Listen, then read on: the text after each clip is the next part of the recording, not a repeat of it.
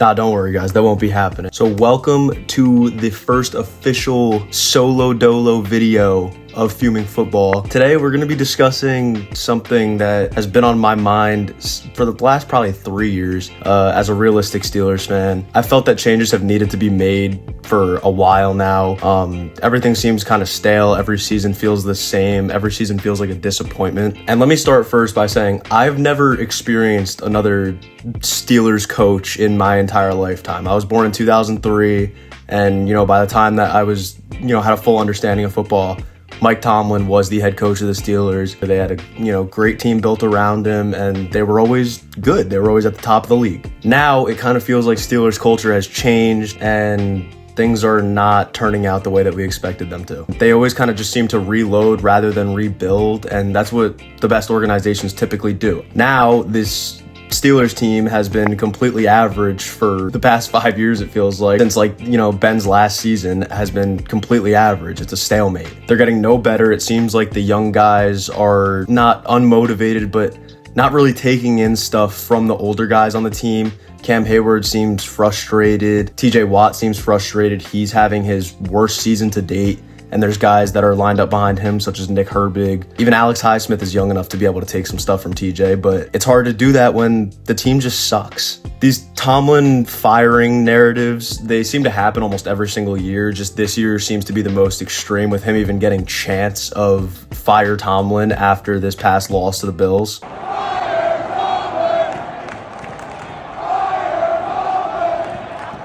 And to be honest, this is the year that I think it might actually happen. Personally, I think it's the best for both sides. Tomlin is kind of just an outdated coach at this point, and it feels like all of the other coaches in the league kind of have a newer offense, and Tomlin seems to be stuck in the early 2000s, 1990s, where he thinks that they could just run the ball and succeed. I think Tomlin also just deserves a fresh start. I totally don't think that he should be completely out of football. There's no way that, one of the greatest, he's one of the best coaches of all time if we're looking at it from a statistical standpoint. He's great behind a microphone. Players love him. He just doesn't seem like an NFL coach anymore. He doesn't make the adjustments that he needs to make, but he is a great motivator. At the beginning of the season, Tomlin said that this defense would do historic things, and the only historic thing that they've done is give up the most rushing yards that they have at home in the last half century. So not good history. He just completely miscalculated what this team was, thought out to be. And back to my point of him never making, mid-game adjustments. It seems like teams can just do the same thing over and over again against the Steelers, and no adjustments will be made to the point where the Steelers can counter it. If we want to go into examples, the Bills ran the same exact play against the Steelers 29 times, and it seemed to work literally every single time. There was no adjustments that were made at halftime.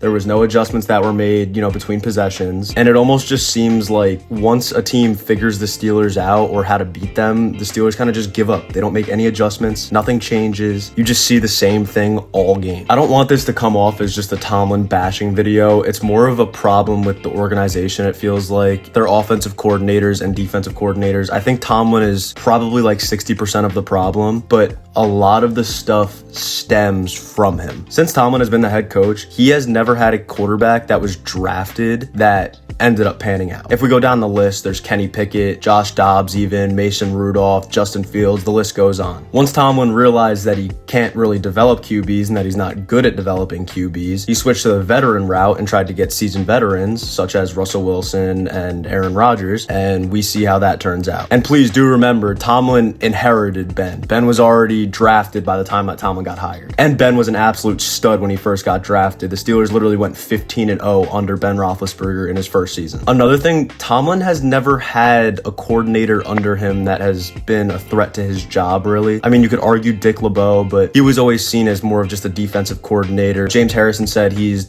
the best linebacker coach that he's ever had, maybe the best defensive coach that he's ever had, and that great coaches push players past their potential. Good coaches, bring players to their potential, and bad coaches, players don't play to their potential under those coaches. And these players right now, I've seen them at their max potential. I know that they're older, but I've seen them at their max potential, and they're not playing to it. So that, tells the full story. And the part that's a little off-putting to me is that Matt Canada was one of the worst offensive coordinators in Steeler history. It was absolutely horrible to watch. And it almost feels like the same exact thing under Arthur Smith. My thing that I always think about is that the offense hasn't changed at all. And I think about the Spider-Man meme and just put Matt Canada's face on one of the Spider-Mans and Arthur Smith's face on the other. Nothing has changed about the offense in the last God knows how long. And as one of the best coaches of the 2000s, I could say, Mike Tomlin should not be fired, because that is, a very negative look for the organization and for him. If there's a thing that I want to see, it's a mutual parting at the end of the season where both sides kind of agree this is what's best for us. The Steelers need to move on from Tomlin. Tomlin needs to move on from the Steelers, as I said earlier. But you don't want to put a bad look or a target on the back of a coach who's so historically important to the franchise. So after this happens, what do I think the solution can be? It's clearly a young man's game now in terms of coaching. These creative minds such as Ben Johnson, Dan Campbell's not that young, but very creative mind. I mean, he's always had a creative mind, but Andy Reid has adapted to the creative offenses of today's NFL. The Bills have a creative offense. And at this point, the Bills kind of are what the Steelers try to be, and it just doesn't work. So I'm thinking that the solution for the Steelers could be, after this season, after the, mutual parting, I think that the Steelers could go out and get a young, hungry head coach with a newer system. Maybe the defensive coordinator for the Indianapolis Colts, Lou Anarumo. I know that their defense isn't,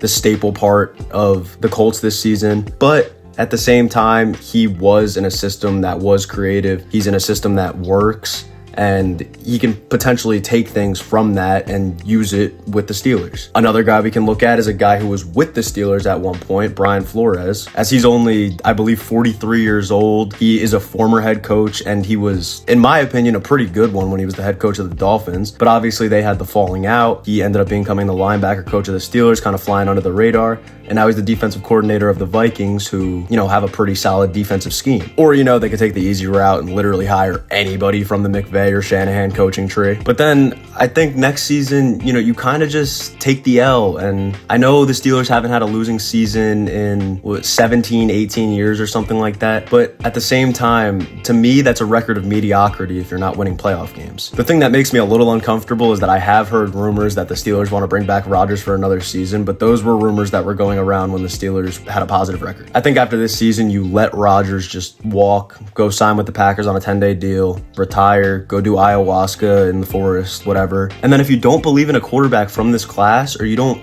see a guy that you really, really like, why not throw in the former national champion Will Howard? There's absolutely no reason not to. The worst thing that could happen is, the Steelers are horrible next season. They win 3 or 4 games and they get a top pick. The best thing that could happen is the Steelers are completely average again next season because, well, the team around Will Howard's not good. And they can be completely average, but then they have, a young quarterback that they have faith in, and that's clearly hungry. I mean, he's been talked up by, one of the best coaches, John Gruden, especially when it comes to quarterback development. And he's a huge Will Howard guy. He sees things in Will Howard that other people don't. And, maybe I'm getting a little bit ahead of myself. At the same time, what do you have to lose? It's an experiment at the end of the day. I think signing TJ Watt, and, some Steelers fans might hate me for this. I think that the TJ Watt extension kind of screwed the Steelers for the next couple seasons. They're going to be cap locked for the next 4 seasons at least, with a massive TJ Watt contract. They just extended Cam Hayward because he was complaining about his money. Alex Highsmith got an extension not too long ago. Jalen Ramsey just got paid. And DK Metcalf is getting a gazillion dollars to not play like a wide receiver 1. And I don't know if that's due to the scheme.